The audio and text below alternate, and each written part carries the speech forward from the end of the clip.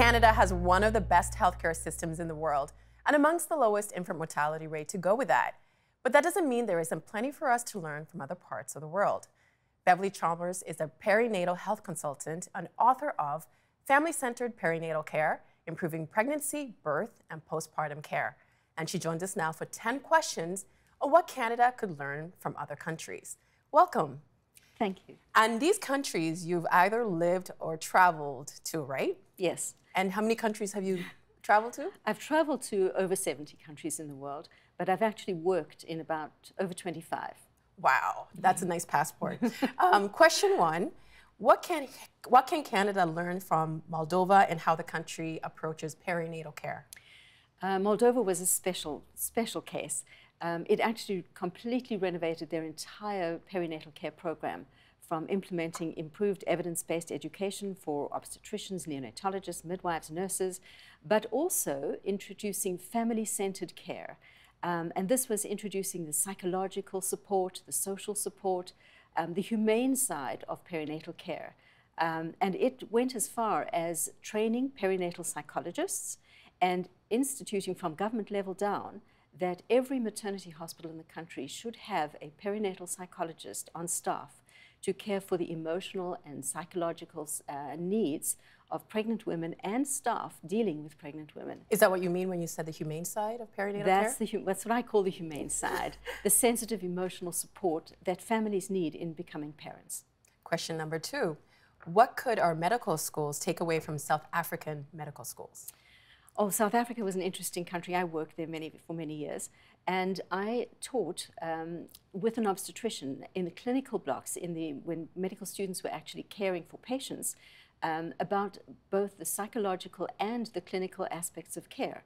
So, for example, if we had a woman who came in with having not had fetal movements for the last few days towards the end of pregnancy, we would go through all the medical procedures of how you would diagnose this and check that the baby is or is not still alive.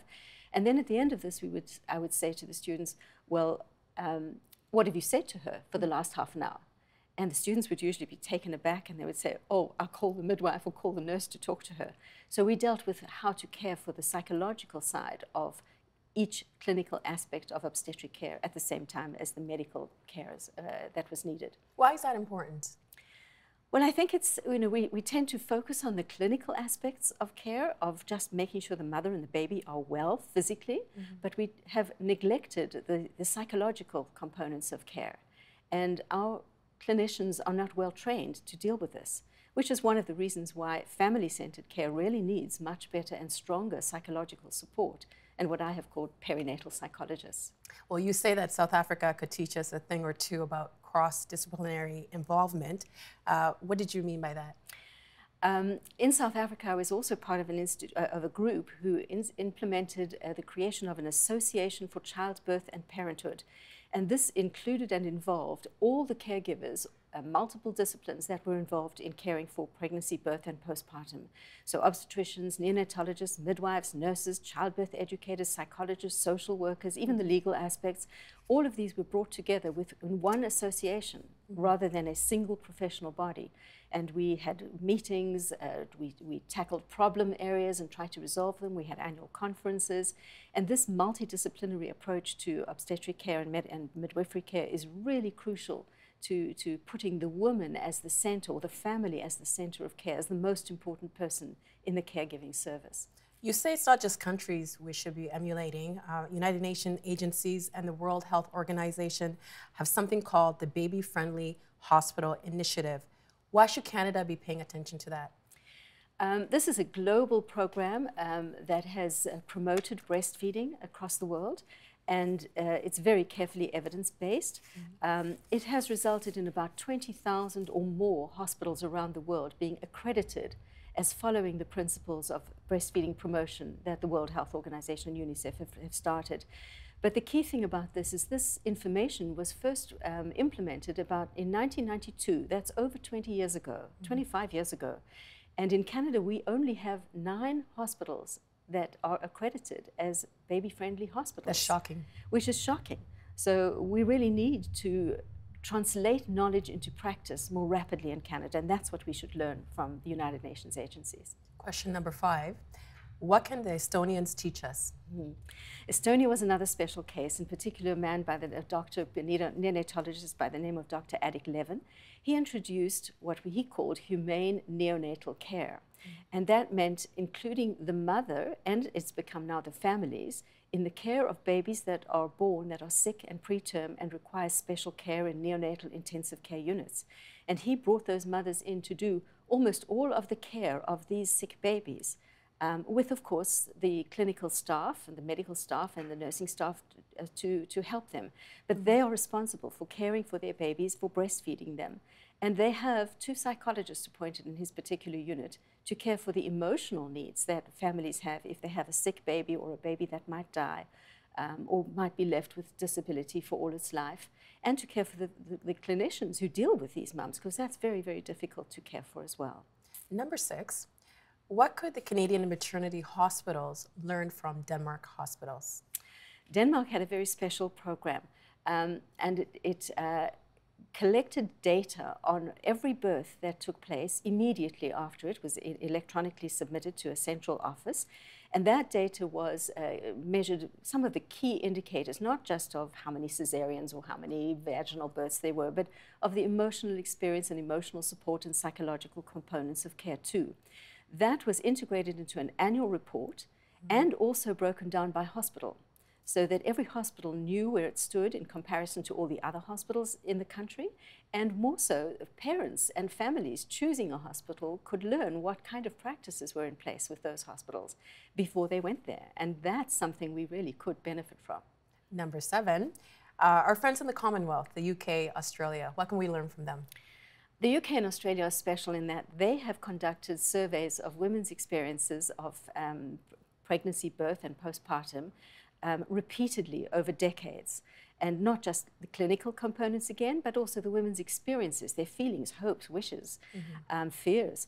And we in Canada have done one of these. The Public Health Agency of Canada, about 10 years ago, implemented the Maternity Experiences Survey. I was the co-chair of this program, so I do know about it. But we think, and it was immensely valuable in showing us what was happening in Canada. But we need to do it again. And although we've repeatedly requested it, there doesn't seem to be any sign yet of another survey being done. And we should learn from the UK and from Australia, where these kinds of surveys have been repeated frequently. How can those kind of surveys help improve the services we have in Canada? Well, it gives us an insight into what women are saying about their care, not just what physicians are saying about their care. In fact, we never ask women when they leave hospitals, how satisfied were you with your birth experience? We ask anybody who goes to a conference to fill in a feedback form. We ask anybody who attends a course at university to fill in a feedback form, but we don't ask mothers when they leave hospitals to fill in a feedback form about their care in that hospital. We need these kinds of surveys, locally and nationally, so that we can learn from them. We can look at what women are happy with and unhappy with and see what we could improve. Number 8, when it comes to postpartum support, why should we be taking a page from the Russians? The Russians have a number of systems. When I first went there, under the former traditional Soviet system, they had a system called patronage, which was a very close support system for families in the postpartum period. So they would actually be helped at home for the first month or 2, and then in clinics over the next year. And this supported their transition to parenthood.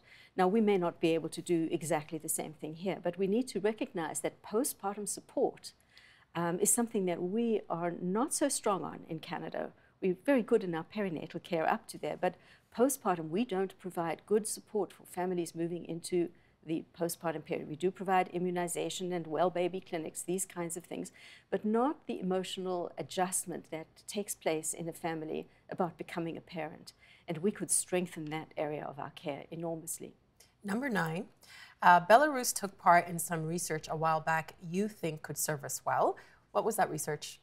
The Probit trial, which is the Promotion of Breastfeeding Intervention trial, was conducted in Belarus, led by a Canadian team, Michael Kramer in McGill, and myself. And this tested whether the baby-friendly hospital initiative, this breastfeeding promotion program, actually led to better breastfeeding or led to better infant health, more importantly, infant health, and cognitive development in children as they grew up. And one of the things that we did was we trained the experimental hospitals to become baby-friendly hospitals, but we did not train the control hospitals. And at the end of the trial, when we saw how strong it was and how important it was and how good it was for babies to be born in baby-friendly hospitals, we had to seek additional funding so that we could go back and train the control group hospitals so that they could also benefit from this. Funding agencies don't support that. They only support the experiment itself. And I believe this is something we ought to be looking at, that we should be funding the implementation of research findings, certainly to undo any ill effects of any studies that we might do, but also to promote the good effects of what we do across the board, not just on paper. And finally, question number 10. Why should we be imitating the Scandinavian countries? The Scandinavian countries have a number of models that they've provided for us. One of them is that midwifery is such a core component of their care. And I believe that we do have midwifery here. It still applies to a small percentage of women, perhaps 6 to 10% of women have access to midwifery care. And women report that they are much, much happier with midwifery care than they are with obstetric or nursing care during pregnancy and birth. And I believe this is something that we really should strengthen and support. We need well-trained midwives, and we need this to be extensively applied. But more importantly, I believe that every mother should have access to midwifery care. And those that have normal, uncomplicated pregnancies can continue right through with midwifery care. Those that don't could be referred to an obstetrician. So I would like to see obstetricians and midwives working in teams together, practices together, where midwives care for everyone, whether they have normal or complicated births, and obstetricians come in and assist with the complicated aspects of births, which is what they're really trained for. With a common goal of helping the mother or the baby. Absolutely. Beverley Chalmers, thank you so much for being here for 10 Questions. Thank you very much. Appreciate it. Thank you. Help TVO create a better world through the power of learning. Visit TVO.org and make a tax-deductible donation today.